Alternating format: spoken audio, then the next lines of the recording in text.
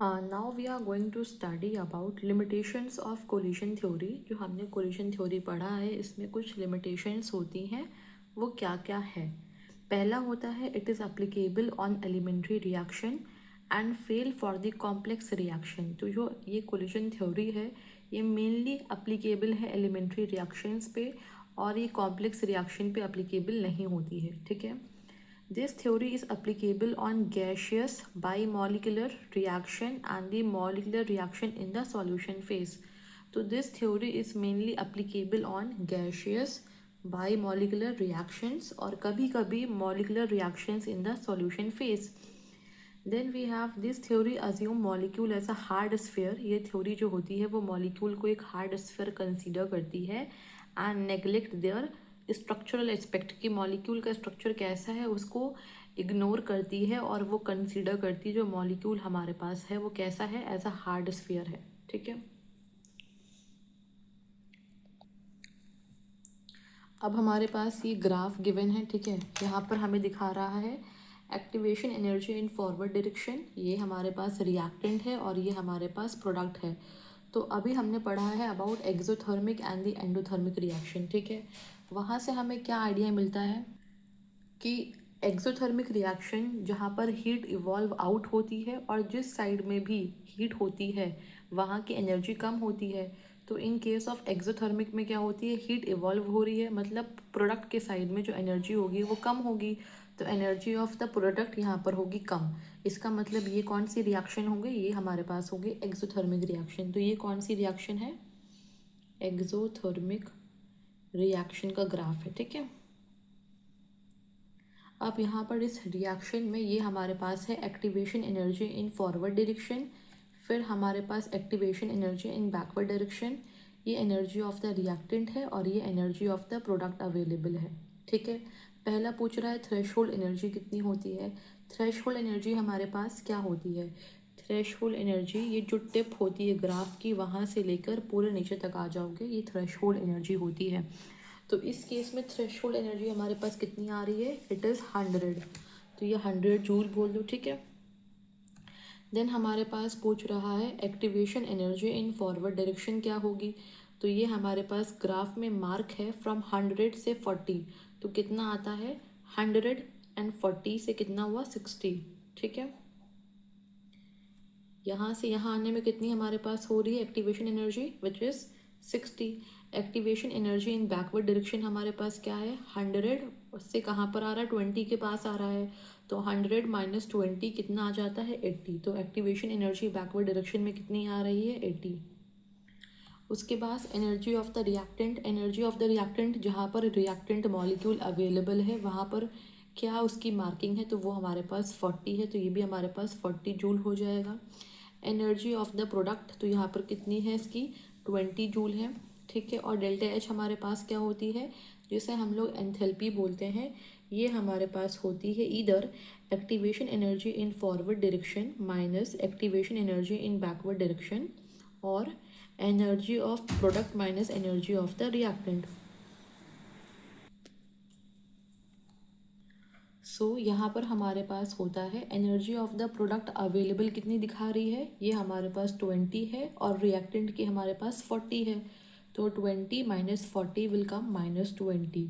ये -20 आने का मतलब क्या हो गया कि ये जो रिएक्शन है वो एक्सोथर्मिक रिएक्शन है, क्योंकि जो डेल्टा एच हमारे पास होती है वो एक्सोथर्मिक रिएक्शंस के लिए नेगेटिव होती है और एंडोथर्मिक रिएक्शंस के लिए पॉजिटिव होती है। अगर आपने यहाँ से नहीं पहचाना तो आप यहाँ से डेल्टा एच जब आएगा तो आप वहाँ से भी आइडेंटिफाई कर सकते हो कि ये एक्सोथर्मिक रिएक्शन है या एंडोथर्मिक रिएक्शन है, ठीक है। बट बहुत इंपॉर्टेंट चीज़ यही है कि पहले आप ग्राफ को देख के पहले ही फाइंड कर लो कि ये एक्सो है या एंडो है।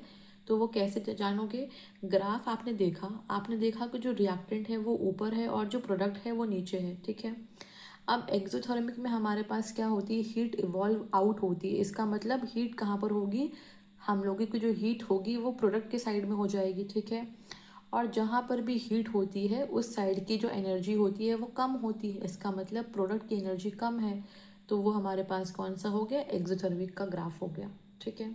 इसे आप नोट कर लो, बहुत ही बेसिक सा क्वेश्चन है कि आप ग्राफ देखकर आइडेंटिफाई करो वैल्यूज़ को, ठीक है।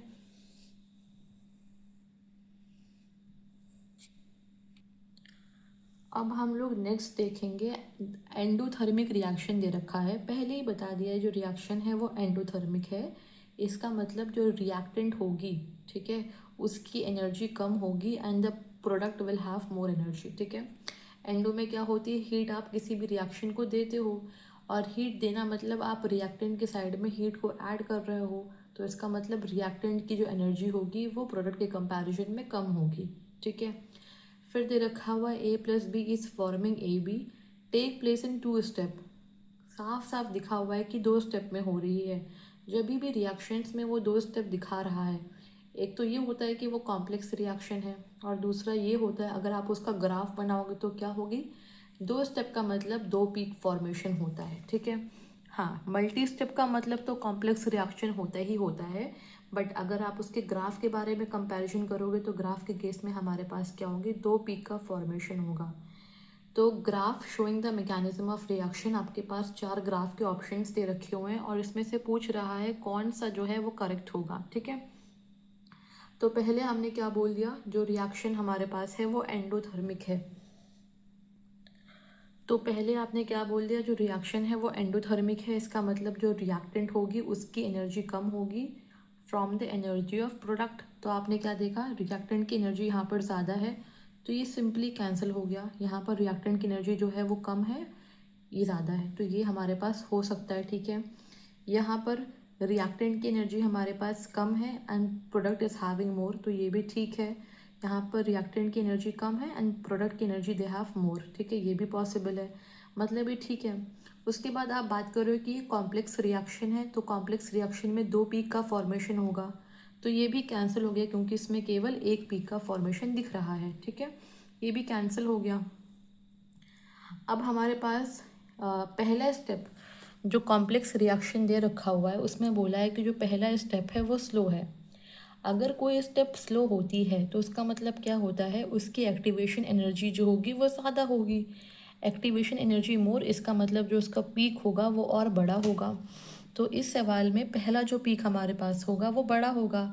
इन और इसमें से किस में पीक, किस पहला पीक किस में बड़ा है, तो ये इसमें बड़ा है, तो इसका ऑप्शन हमारे पास ये हो जाएगा करेक्ट, ठीक है। तो इसको आपने पहले कैसे लिखा, आपने देखा कि 2 स्टेप का रिएक्शन है मतलब 2 पीक का फॉर्मेशन होगा, और पहला स्टेप क्या है, स्लो है। जो भी स्लोएस्ट स्टेप होती है उसकी एक्टिवेशन एनर्जी जो होगी वो ज़्यादा होगी, एक्टिवेशन एनर्जी मोर होगी, मतलब जो पीक हमारे पास होगा वो मोर होगा।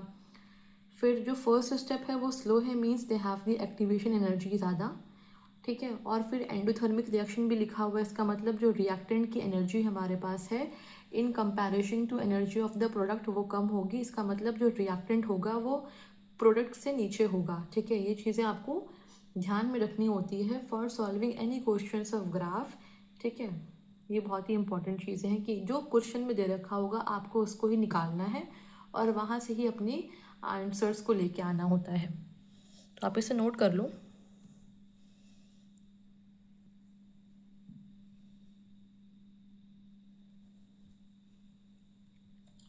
द करेक्ट ऑप्शन जो हमारे पास है वो कौन सा है, 4th ऑप्शन इसमें।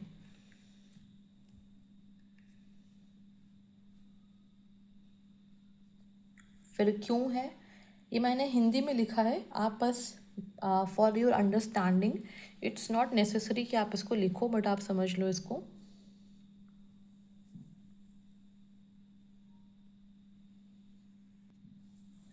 फिर हमारे पास नेक्स्ट क्वेश्चन है, for endothermic reaction the correct option क्या होगा।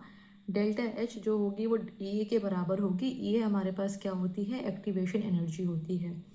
डेल्टा एच जो हमारे पास है वो एक्टिवेशन एनर्जी से छोटी है, या डेल्टा एच एक्टिवेशन एनर्जी से बड़ी है, या फिर कोई भी हो सकता है। तो आपने देखा कि बात हो रही है एंडोथर्मिक रिएक्शन की, तो एंडो में हमारे पास क्या होता है, आप हीट रिएक्शन को देते हो, तो इसका मतलब रिएक्टेंट की जो एनर्जी होगी वो कम होगी than the energy of product. तो इसका ग्राफ कैसे बनेगा, रिएक्टेंट नीचे होगा और जो प्रोडक्ट हमारे पास होता है वो ऊपर होगा, ठीक है। आपने इसको बना लिया। अब इसमें पूछ रहा है कि क्या क्या क्या सिनेरियो पॉसिबल होंगे, जब आपने ग्राफ बनाया तो आप क्या देखते हो कि ये होती है हमारे पास रिएक्टेंट से लेके एक्टिवेटेड कॉम्प्लेक्स तक आने की एनर्जी हमारे पास जो होती है उसे बोलते हैं एक्टिवेशन एनर्जी। आइदर आप बोलो यहाँ को फॉरवर्ड, आप इसको बोलो बैकवर्ड, ठीक है, बट ये हमारे पास क्या हो गई, एक्टिवेशन एनर्जी हो गई। और डेल्टा एच हमारे पास क्या होती है, energy of product minus energy of the reactant. तो हमारे पास डेल्टा एच ये इतना आता है, ठीक है, इतना हमारे पास क्या हो गया, डेल्टा एच हो गया। अब इस ग्राफ से हमें ये क्लियर हो रहा है कि एक्टिवेशन एनर्जी जो है वो ज़्यादा है फ्रॉम डेल्टा एच, ठीक है। तो यहाँ से हमारे पास कौन सा ऑप्शन सही होगा कि एक्टिवेशन एनर्जी जो है वो ज़्यादा है किससे, डेल्टा एच के कंपैरिजन में। तो यहाँ पर सेकंड ऑप्शन जो होगा वो करेक्ट होगा ऑलवेज, ठीक है। अब क्योंकि आप बात करो एंडोथर्मिक रिएक्शन में, तो इसमें क्या होती है, जो पी होती है, एनर्जी ऑफ प्रोडक्ट जो होती है वो हमेशा हाई होती है, ठीक है। तो ये कितनी हाई हो सकती है, हो सकता है कि वो यहाँ पर हो। इस केस में भी हमारे पास जो डेल्टा एच होगा वो एक्टिवेशन एनर्जी के कंपैरिजन में कम ही होगा, ठीक है। एनर्जी ऑफ द प्रोडक्ट जो हमारे पास होगी वो एक्टिवेटेड कॉम्प्लेक्स से तो नीचे हमारे पास होती है और इससे ऊपर होगी। तो इसका मतलब हमेशा और हमेशा जो एक्टिवेशन एनर्जी होगी वो डेल्टा एच मतलब एंथैल्पी से ज़्यादा ही होगी, ठीक है। तो आप so now we are going to do the question for exothermic reaction. इसमें से कौन सा ऑप्शन जो होगा वो करेक्ट होगा, ठीक है। तो अगर हमने बोला कि एक्सोथर्मिक रिएक्शन है, तो एक्सोथर्मिक रिएक्शन में होता क्या है, एक्सोथर्मिक रिएक्शन में हीट इवॉल्व आउट होती है। अगर हीट इवॉल्व आउट हो रही है इसका मतलब जो हीट हमारे पास होगी टूवर्ड्स प्रोडक्ट साइड में होगी। इसका मतलब क्या हो गया कि जो प्रोडक्ट है उसकी एनर्जी क्या है, रिएक्टेंट से कम होगी। तो ये जो ग्राफ में जो प्रोडक्ट हमारे पास बनता है वो रिएक्टेंट से नीचे होगा, ठीक है। अब अगर हम इसका ग्राफ ड्रॉ करेंगे और हम मानते हैं कि यहाँ पर जो एनर्जी ऑफ प्रोडक्ट है वो कितनी है, 30 है, रिएक्टेंट की मान लेते हैं 40 है, और ये जो यहाँ पर पीक अचीव कर रहा है वो मान लेते हैं 80 आ गया, ठीक है। अगर हम लोग इसको देखें तो यहाँ से क्या निकल के आता है, एक्टिवेशन हमारे पास कितनी हो गई, 40 हो गई, ठीक है। 80 माइनस 40 इक्वल्स टू 40, और ये हमारे पास जो डेल्टा एच है वो कितना हो गया, इट्स 10। तो यहाँ पर क्या हो गया, एक्टिवेशन एनर्जी जो है वो ज़्यादा है फ्रॉम डेल्टा एच। इस केस में क्या हो गया, activation energy is more than delta H, ठीक है, ये पॉसिबल हो गया। ये हमारे पास एक्सोथर्मिक रिएक्शन में भी था कि जो एक्टिवेशन एनर्जी होती है वो एंथैल्पी से ज़्यादा होती है। But in the case of exo में क्या होता है कि एनर्जी ऑफ प्रोडक्ट वो कितना भी कम हो सकती है, ठीक है, क्योंकि उसको कम होना है, उसको नीचे आना है, वो कितना भी नीचे आ सकती है, क्योंकि नीचे आने की कोई लिमिट नहीं होती है। हो सकता है कि वो थोड़ा सा नीचे आए, तो यहाँ पर वो कितनी आई, ओनली 10 का डिफरेंस हमारे पास आया। हो सकता है कि वो और नीचे आ जाए, ठीक है। तो हमने बोला कि ये हमारे पास ग्राफ है और यहाँ पर एनर्जी ऑफ रिएक्टेंट 40 है, और जो पीक हमारे पास है अभी बोलते हैं कि 60 है। अब ये मानते हैं कि सिर्फ अब ये और नीचे आ गई, और नीचे किसके पास आ गया, 10 के पास आ गया। तो यहाँ पर हमारे पास डिफरेंस कितना आता है, डेल्टा एच कितनी हो जाती है, इट इज़ 30, और यहाँ पर कितना आता है, एक्टिवेशन एनर्जी इज़ 20। तो इस केस में क्या हो गया, इस केस में हमारे पास हो गया एंथैल्पी जो है वो ज़्यादा हो गया देन एक्टिवेशन एनर्जी से। एक्सो में डेल्टा एच जो होती है वो नेगेटिव होती है, पर नेगेटिव पॉजिटिव छोटे बड़े को नहीं दिखाती है, बट ये दिखाती है कि हीट इवॉल्व आउट हो रही है या फिर हीट एब्जॉर्व हो रही है। तो डेल्टा एच का जो साइन होता है वो दिखाता है कि हीट अंदर आ रही है कि बाहर जा रही है, ओनली फॉर हीट के डायरेक्शन को दिखाने के लिए, ठीक है। उसका कोई मैग्नीट्यूड पे कोई इफेक्ट नहीं पड़ता है। तो इसका मतलब यहाँ पर क्या हो गया कि अगर हमारे पास एनर्जी ऑफ प्रोडक्ट और कम होगी तो इस केस में हमारे पास जो डेल्टा एच हो गए वो क्या हो गया, एक्टिवेशन एनर्जी से मोर हो गया। इसमें ये भी पॉसिबल केस बन सकता है, इसमें ये भी पॉसिबल केस बन सकता है कि बराबर ही कम हो गए, मतलब ये हमारे पास एनर्जी ऑफ रिएक्टेंट 40 मानते हैं और एनर्जी ऑफ प्रोडक्ट जो होती है वो कितनी हो गई, 20 हो गई, और यहाँ पर इसकी एक्टिवेशन कितनी थी, इसको मान लेते हैं 60। तो ये डिफरेंस कितना आता है, जिसे स्क्वायर दिया गया हमारा एक्टिवेशन एनर्जी, एंड कितना आ रहा है, 20 आ रहा है, ठीक है। और डेल्टा एच हमारे पास ये भी कितनी आ रही है, 20 आ रही है। तो यहाँ पर क्या हो गया, डेल्टा एच डेल्टा ई के बराबर हो गया, सॉरी डेल्टा एच जो है वो ई के बराबर हो गया, एक्टिवेशन के बराबर हो गया। तो इन the case of exothermic reaction कोई भी चीज़ें पॉसिबल हैं, क्या है, एक्सोथर्मिक रिएक्शन में तीनों चीज़ें बराबर भी हो सकती है, कम भी हो सकती है और ज़्यादा भी हो सकती है। इसका मतलब यहाँ पर क्या सही होगा, एनी ऑफ द अबव। क्योंकि जब कम हो रहा है तो कम होने की कोई लिमिट नहीं है, ठीक है। वो कितना भी नीचे आ सकता है। हो सकता है कि वो हल्का से नीचे आया, जब वो हल्का से नीचे आया तो क्या हो गया, वहाँ पर एक्टिवेशन एनर्जी जो है वो ज़्यादा हो गई। हो सकता है कि वो और नीचे आ गया, और नीचे आने से हमारे पास क्या हो गया, एंथैल्पी जो हो गई वो बढ़ गई। हो सकता है कि जितना वो ऊपर है उतना वो नीचे आ गया, तो उससे क्या हो गया, दोनों आपस में बराबर हो गए, ठीक है। तो आपको ये चीज़ याद रखनी है कि एंडो में कोई भी प्रॉब्लम नहीं है। एंडो में हमेशा जो एक्टिवेशन एनर्जी है वो एंथैल्पी से ज़्यादा होगा, ठीक है। बट एक्सो में कोई भी सिचुएशन पॉसिबल है।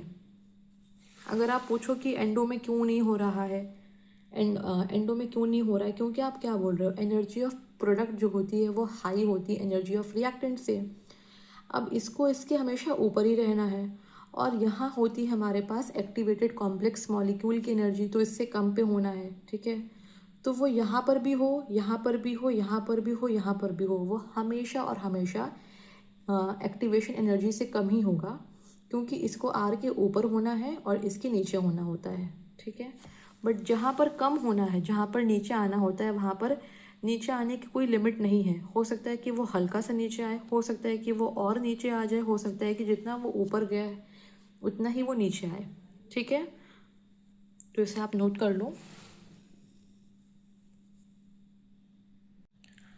अब हम लोग पढ़ेंगे factors affecting rate of reaction. ऐसे कौन कौन से फैक्टर्स होते हैं जो रेट ऑफ रिएक्शन को अफेक्ट करते हैं।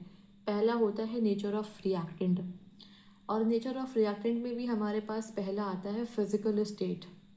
फिजिकल स्टेट मतलब सॉलिड है, लिक्विड है, या फिर गैशियस स्टेट में है। तो रेट ऑफ रिएक्शन जो होती है वो मैक्सिमम होती है फॉर द गैसेस, उसके बाद लिक्विड्स के लिए होती है, and least for the solid, ठीक है।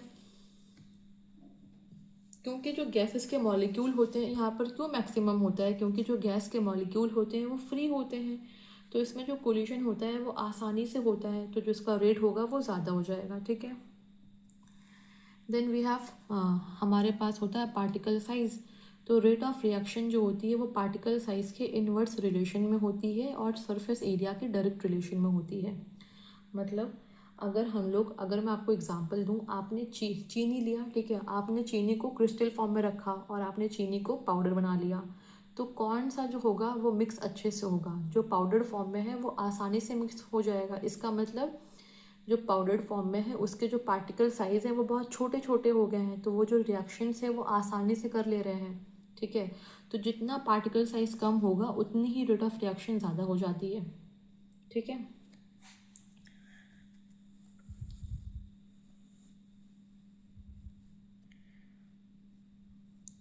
फिर हमारे पास थर्ड पॉइंट मानते हैं केमिकल नेचर। केमिकल नेचर का मतलब क्या होता है कि आपने मान लो लिया है, आपने लिया मीथेन और उसमें ऑक्सीजन को ऐड करवाया, तो उसकी हमारे पास कुछ एक्टिवेशन एनर्जी आती है and they are forming the product, ठीक है।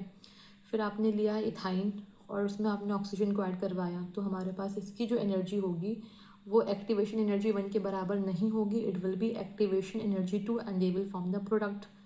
ये आपस में बराबर क्यों नहीं है, क्योंकि इस केस में आपने जब रिएक्शन करवाया तो आपने क्या बॉन्ड ब्रेक किया, only between the carbon and the hydrogen.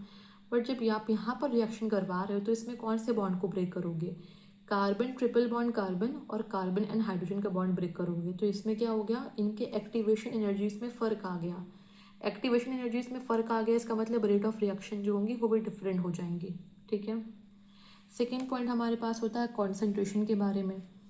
जो रेट ऑफ रिएक्शन होती है वो रिएक्टेंट के कॉन्सेंट्रेशन के डायरेक्टली प्रोपोर्शनल होती है, ये आप जानते हो, आपने पढ़ा है। रेट लॉ का फॉर्मूला क्या होता है, R=K A⁴ यहाँ पर जो ए होती है वो क्या होती है, कॉन्सेंट्रेशन होती है रिएक्टेंट की, तो इसका मतलब रेट ऑफ रिएक्शन जो है वो किसके प्रोपोर्शनल है, it's proportional to concentration of reactant.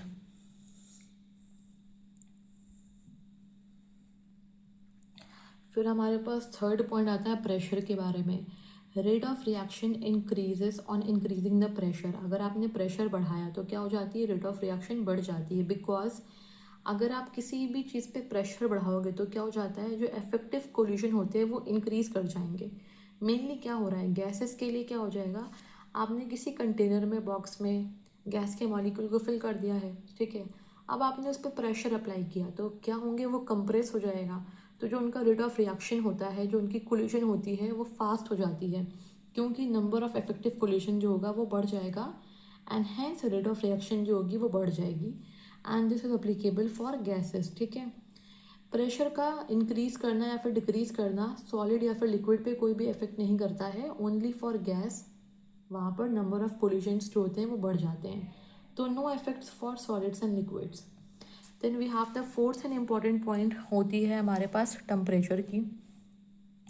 Temperature की डिपेंडेंस कैसे होती है और इंक्रीजिंग टेम्परेचर, अगर हम लोग टेम्परेचर को बढ़ाते हैं तो क्या होता है, रेट ऑफ रिएक्शन जो होती है वो बढ़ती है for both exo and the endo. चाहे आपने एक्सोथर्मिक रिएक्शन लिया हो या फिर आपने एंडोथर्मिक रिएक्शन लिया हो, अगर आप टेम्परेचर को इंक्रीज़ कर रहे हो तो रेट ऑफ रिएक्शन जो होती है वो इंक्रीज़ करती है। क्यों करती है? Because number of activated molecule जो होंगे वो बढ़ जाते हैं। This is very important. यहाँ पर क्या कारण होता है, यहाँ पर कोलिजन से ज़्यादा इंपॉर्टेंट कारण होता है कि जो एक्टिवेटेड मॉलिक्यूल हमारे पास होते हैं वो बढ़ जाते हैं एंड हेंस जो रेट ऑफ रिएक्शन होती है वो बढ़ जाती है। Then fifth and important point हमारे पास होता है कैटलिस्ट। कैटलिस्ट जो होता है वो रिएक्शन को इन्हांस करता है। तो जो कैटलिस्ट होती है वो हम लोग बात कर रहे हैं कैटलिस्ट के बारे में। तो कैटलिस्ट क्या होता है, catalyst can change the threshold energy of the reactant by providing alternative mechanism. जो कैटलिस्ट होता है वो क्या करता है, threshold energy of the reactant को चेंज करता है।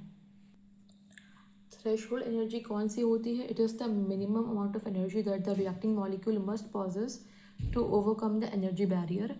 और एक्टिवेशन एनर्जी हमारे पास कौन सी होती है, it is the minimum extra amount of energy required by the reacting molecule to convert into product. तो जो कैटलिस्ट होता है वो चेंज कर सकता है थ्रेशोल्ड एनर्जी को। It can also change the activation energy of the reactant. ठीक है, बट जो कैटलिस्ट होती है can not change delta H, जिसे हम लोग एंथैल्पी बोलते हैं। मतलब एंथैल्पी हमारे पास कहाँ से आती है, energy of the reactant, energy of the product.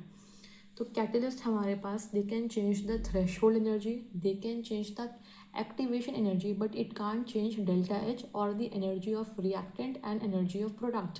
This is very important.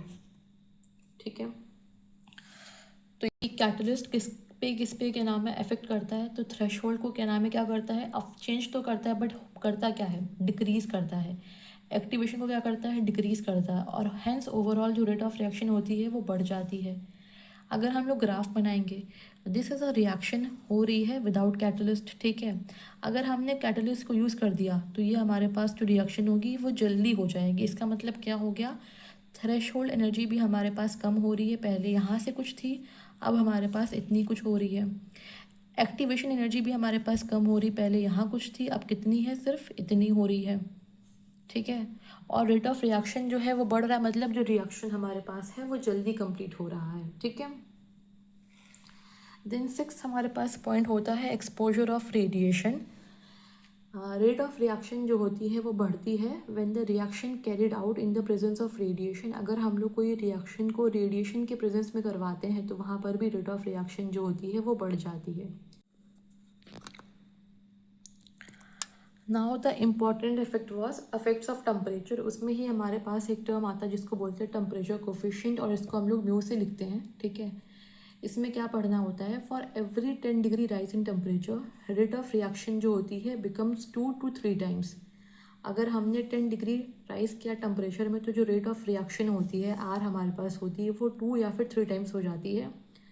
Mu हमारे पास क्या है, टेम्परेचर कोफिशिएंट। अगर हमने रेट या फिर टेम्परेचर को 10 डिग्री से इंक्रीज़ किया तो हमारे पास कितनी हो जाती है, इट इज़ 2 और 3 times.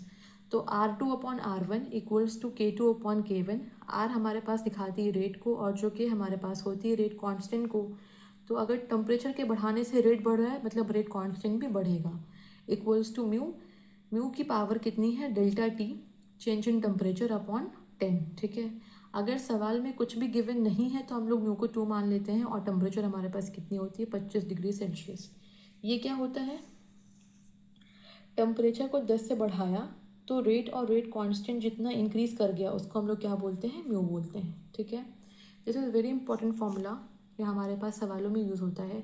R2/R1 equals to K2/K1 equals to mu rate की पावर डेल्टा टी अपॉन 10। ठीक है, अगर हम लोगों ने इसका क्वेश्चन देखा कि पहले टेम्परेचर T1 कितनी थी, 25 डिग्री सेल्सियस थी, बाद में हमारे पास 55 हो गए, तो डेल्टा टी कितना आ गया, 55 माइनस 25 विच इज़ 30 आ गया। तो R2/R1 इक्वल्स टू म्यू होती है। अगर कुछ भी दे नहीं रखा हुआ है, और मोस्टली वो म्यू की वैल्यूज़ को नहीं दे रखेगा, तो आप उसको क्या ले लोगे, आप उसको 2 कर दोगे, तो 2 की पावर 30/10 विच इज़ कमिंग 2 की पावर 3 विच इज़ 8। ठीक है, ये तरीका होता है सॉल्व करने का। Now we are going to study about Maxwell and Boltzmann energy distribution curve. ये ग्राफ मेनली फिजिक्स के काइनेटिक थ्योरी ऑफ गैसेस में होता है, बट क्योंकि यहाँ पर इसके टॉपिक के बारे में लिखा है तो हम इसके बारे में डिस्कशन करेंगे। ठीक है, इसमें हम लोग मेनली पढ़ते हैं क्या है कि कितने मॉलिक्यूल्स हैं जिनके पास एनर्जी सफिशिएंट है, और वो कितने मॉलिक्यूल्स हैं जिनके पास एनर्जी सफिशिएंट है कि वो प्रोडक्ट का फॉर्मेशन करेंगे, और कितने नहीं करेंगे। ठीक है, तो ये ग्राफ है किसके बीच में, the graph is between fraction of molecules and kinetic energy. ठीक है, अभी हम लोग जो यहाँ पर ये टेम्परेचर T+10 है, इसको इग्नोर करते हैं, हम लोग सिर्फ इस ग्राफ पे फोकस करते हैं पहले। अब मानते हैं कि यहाँ पर एनर्जी 10 जूल है, फिर यहाँ पर 40 जूल हो गया, यहाँ पर 100 जूल हो गया। यहाँ से रिएक्शन प्रोसीड हमारे पास हो रही है, और this is called the most probable kinetic energy, मतलब this is the energy possess by maximum number of molecule. फिर यहाँ से हमारे पास यहाँ तक आ रही है। अब किसी भी रिएक्शन का हम मान लेते हैं इस रिएक्शन में जो एक्टिवेशन एनर्जी है वो 100 जूल है, तो उसका मतलब 100 के इस तरफ वाले जितने भी हमारे पास मॉलिक्यूल होंगे they will form the product. ठीक है, तो इसको हम लोग क्या बोलते हैं, fraction of molecule having energy more than the activation energy. क्योंकि जिन भी मॉलिक्यूल के पास energy more than activation energy होती है वही फॉर्म करते हैं प्रोडक्ट को।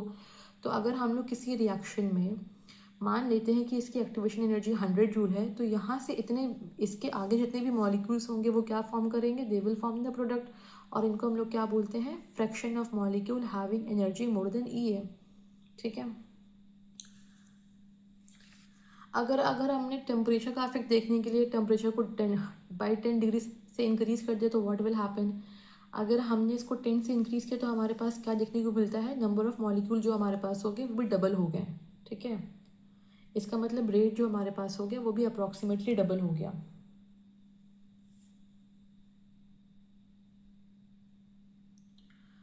तो ये जो शेडेड पोर्शन है वो क्या दिखाता है, it tells about the activated molecule which can do effective collision to form the products. ये कितने एक्टिवेटेड मॉलिक्यूल्स हैं जो कोलिशन करके they are forming the product, और जो मॉलिक्यूल कोलिशन करके they are forming the product उसको हम लोग क्या बोलते हैं, ई की पावर -(E)/RT। इसको क्या बोलते हैं, fraction of molecule which can undergo effective collision. ये कौन से मॉलिक्यूल हो गए जिसमें इफेक्टिव कोलिशन हो रहा है, मतलब इनकी जो एनर्जी है या फिर वो एक्टिवेशन एनर्जी के बराबर है या फिर उससे ज़्यादा होती है। ठीक है, तो यहाँ से हमारे पास क्या निकल के आता है, जो रेट ऑफ रिएक्शन होती है वो रेट कांस्टेंट के प्रोपोर्शनल होती है, और वो नंबर ऑफ एक्टिवेटेड मॉलिक्यूल के भी प्रोपोर्शनल होगी। और नंबर ऑफ एक्टिवेटेड मॉलिक्यूल का फॉर्मूला क्या होता है, ई की पावर -(E)/RT। ठीक है, तो अगर हम लोग इन दोनों को आपस में कंपेयर करेंगे तो what we will get, k equals to proportionality लाने पे we are getting a constant जिसको बोलते हैं आरहेनियस कांस्टेंट, ए ई की पावर -(E)/RT। ये होता है हमारे पास आरहेनियस इक्वेशन, जहाँ पर के की वैल्यू क्या होती है, के इज़ अ रेट कांस्टेंट, ए हमारे पास होती है आरहेनियस कांस्टेंट जिसको बोलते हैं प्री एक्सपोनेंशियल फैक्टर और द फ्रीक्वेंसी फैक्टर। जो ई ए होती है वो क्या होती है, एक्टिवेशन एनर्जी होती है, टेम्परेचर हमारे पास केल्विन में होती है, और आर क्या होती है, गैस कांस्टेंट की वैल्यू होती है। क्योंकि यहाँ पर बात हो रही है एनर्जी की, एनर्जी किस में होता है, जूल में, तो गैस की कांस्टेंट की कौन सी वैल्यू लेंगे जिसमें हमारे पास जूल आता है, तो 8.314 जूल पर मोल पर केल्विन। अगर कैलोरी के फॉर्म में होगा तो वी विल यूज़ 2 कैलोरी पर मोल पर केल्विन। ठीक है,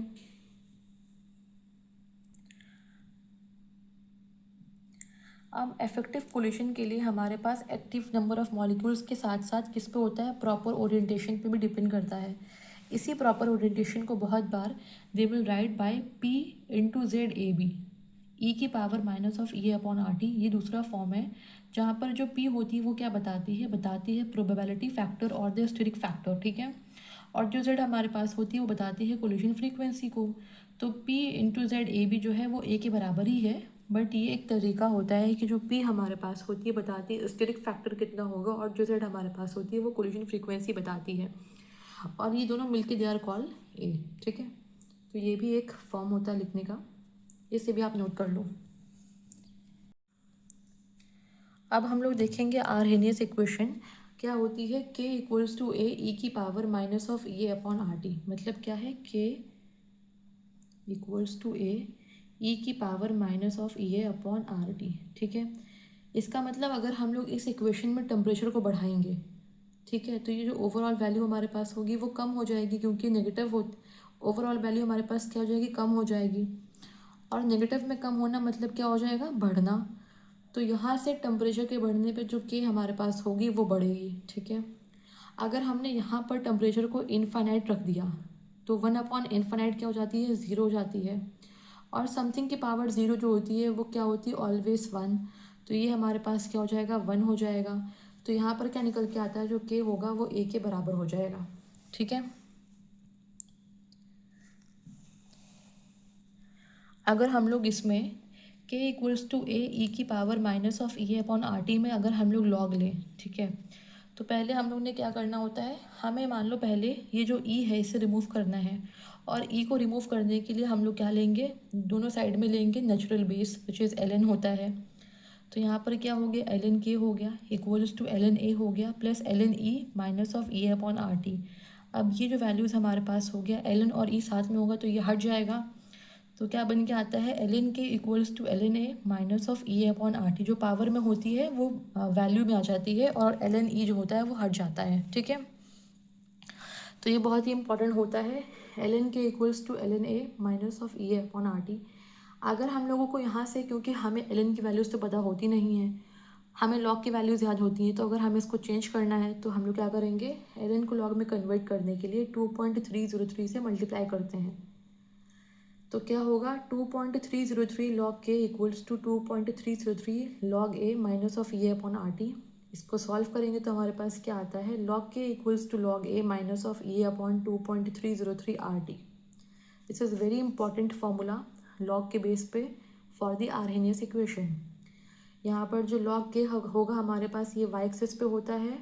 ये जो लॉग ए हमारे पास है वो क्या हो जाएगा, इंटरसेप्ट हो जाएगा। और माइनस एम एक्स जो हमारे पास है वो क्या हो जाएगा, ये स्लोप हो जाएगा और ये एक्स एक्सिस पे हो जाएगा।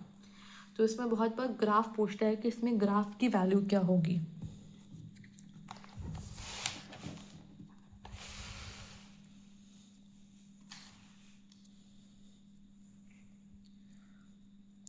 तो यहाँ पर क्या हो गया, द ग्राफ बिटवीन लॉग के एंड 1/t के बीच में ग्राफ पूछता है। तो क्या होता है, log k equals to log A minus of A upon 2.303 R T हो गया।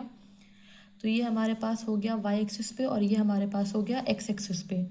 तो ये लॉग ए हमारे पास क्या हो गया, इंटरसेप्ट हो गया Y equals to C minus M X. मतलब straight line with negative slope का ग्राफ बनेगा। तो ये हमारे पास स्ट्रेट लाइन है विद नेगेटिव स्लोप। और जो लॉग ए हमारे पास हो गया वो क्या हो गया, इंटरसेप्ट हो गया। स्लोप स्लोप की वैल्यू क्या निकल के आती है, minus of A upon 2.303 R T, ठीक है। R, only R, not T.